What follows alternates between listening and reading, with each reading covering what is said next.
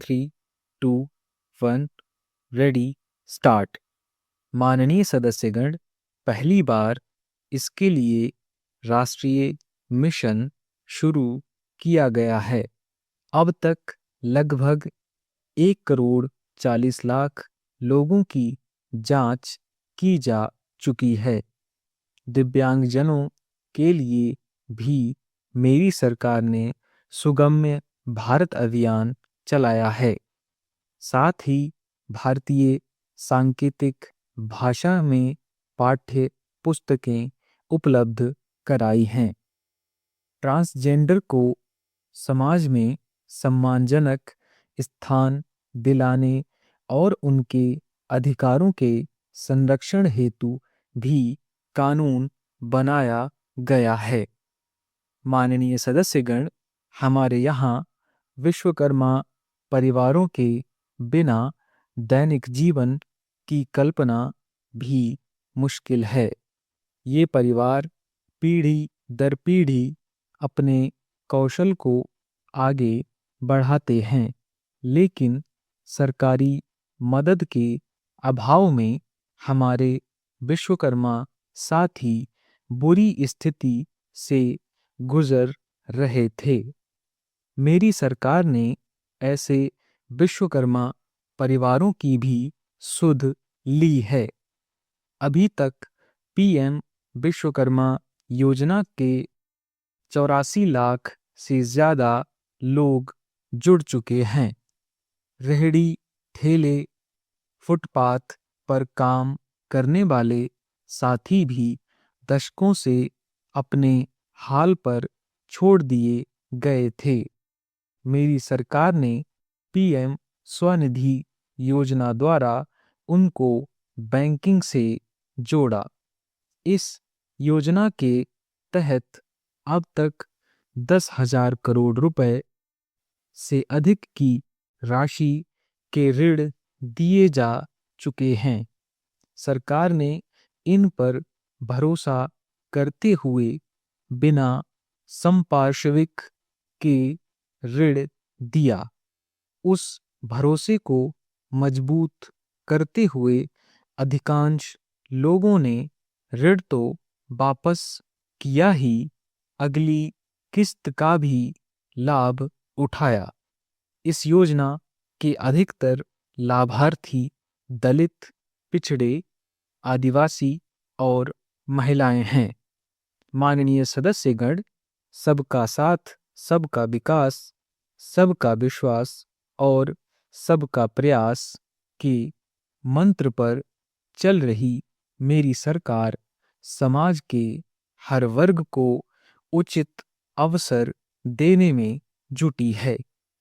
पहली बार सामान्य वर्ग के गरीबों को आरक्षण की सुविधा दी गई।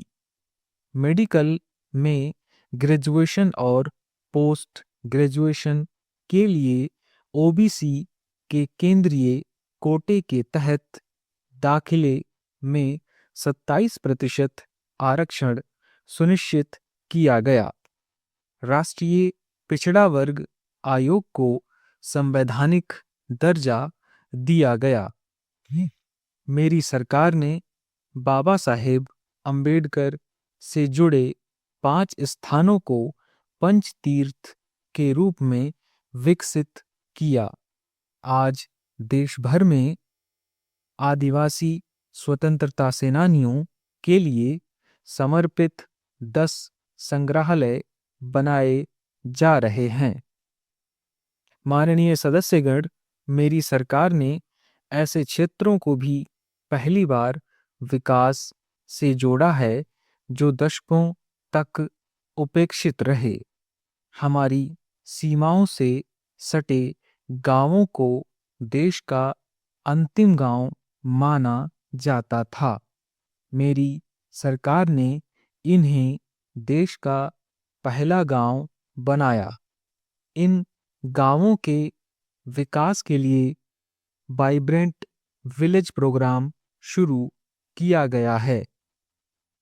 अंडमान निकोबार और लक्षद्वीप जैसे हमारे दूर सुदूर के द्वीप समूह भी विकास से वंचित थे। मेरी सरकार ने इन द्वीपों में भी आधुनिक सुविधाओं का निर्माण किया। वहाँ सड़क, हवाई यातायात और तेज इंटरनेट की सुविधाएं पहुंचाईं। कुछ सप्ताह पूर्व ही लक्षद्वीप को भी अंडर वाटर ऑप्टिकल फाइबर से जोड़ा गया है। इससे स्थानीय लोगों के साथ ही पर्यटकों को भी सुविधा होगी। मेरी सरकार द्वारा आकांक्षी जिला कार्यक्रम के तहत देश के 100 से अधिक जिलों में विकास को प्राथमिकता दी गई है। इस कार्यक्रम की सफलता को देखते हुए मेरी सरकार ने आकांक्षी ब्लॉक कार्यक्रम भी शुरू किया है। इससे देश के उन ब्लॉक्स में विकास पर विशेष जोर दिया जा रहा है जो पीछे छूट गए थे। माननीय सदस्यगण, मेरी सरकार आज पूरी सीमा पर आधुनिक इंफ्रास्ट्रक्चर बना रही है। यह काम बहुत पहले ही प्राथमिकता के आधार पर हो जाना चाहिए था। आतंकवाद हो या विस्तारवाद, हमारी सेनाएं आज जैसे को तैसा की नीति के साथ जवाब दे रही हैं। आंतरिक शांति के लिए मेरी सरकार के प्रयासों के सार्थक परिणाम हमारे सामने हैं। जम्मू कश्मीर में आज सुरक्षा का वातावरण है। आज वहाँ हड़ताल का सन्नाटा नहीं, भीड़ भरे बाजार की चहल पहल है। नॉर्थ ईस्ट में अलगाववाद की घटनाओं में भारी कमी आई है। अनेक संगठनों ने स्थायी शांति की तरफ कदम बढ़ाए हैं। नक्सलवाद से प्रभावित क्षेत्र घटे हैं और नक्सली हिंसा में भी भारी गिरावट हुई है।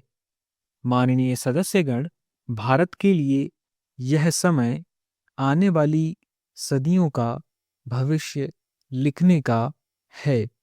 हमारे पूर्वजों ने हजारों वर्षों की एक विरासत हमारे लिए छोड़ी है। अपने पूर्वजों की सौगातों को आज भी हम बड़े गौरव के साथ याद करते हैं। आज की पीढ़ी को भी ऐसी विरासत बनानी है जो सदियों तक याद रखी जाए। इसलिए मेरी सरकार आज एक बड़े विजन पर काम कर रही है। इस विजन में आने वाले 5 वर्ष का कार्यक्रम भी है। इसमें आने वाले 25 साल का रोड मैप भी है। हमारे लिए विकसित भारत सिर्फ आर्थिक समृद्धि तक सीमित नहीं है।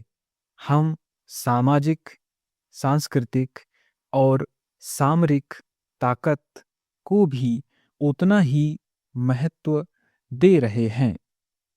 इसके बिना विकास और आर्थिक समृद्धि स्थायी नहीं रह सकती। बीते दशक के फैसले भी इसी ध्येय से लिए गए हैं। आज भी अनेक कदम इसी लक्ष्य के साथ उठाए जा रहे हैं। माननीय सदस्यगण, भारत के तेज विकास को लेकर आज दुनिया की हर एजेंसी आश्वस्त है। राष्ट्रीय और अंतर्राष्ट्रीय एजेंसियां जो भी आकलन कर रही हैं, उनका आधार भारत की नीतियां हैं। इंफ्रास्ट्रक्चर में रिकॉर्ड निवेश और पॉलिसी रिफॉर्म्स निवेशकों का विश्वास और बढ़ा रहे हैं। पूर्ण बहुमत वाली स्थिर और मजबूत सरकार के लिए भारतीयों का संकल्प भी दुनिया को नया भरोसा दे रहा है।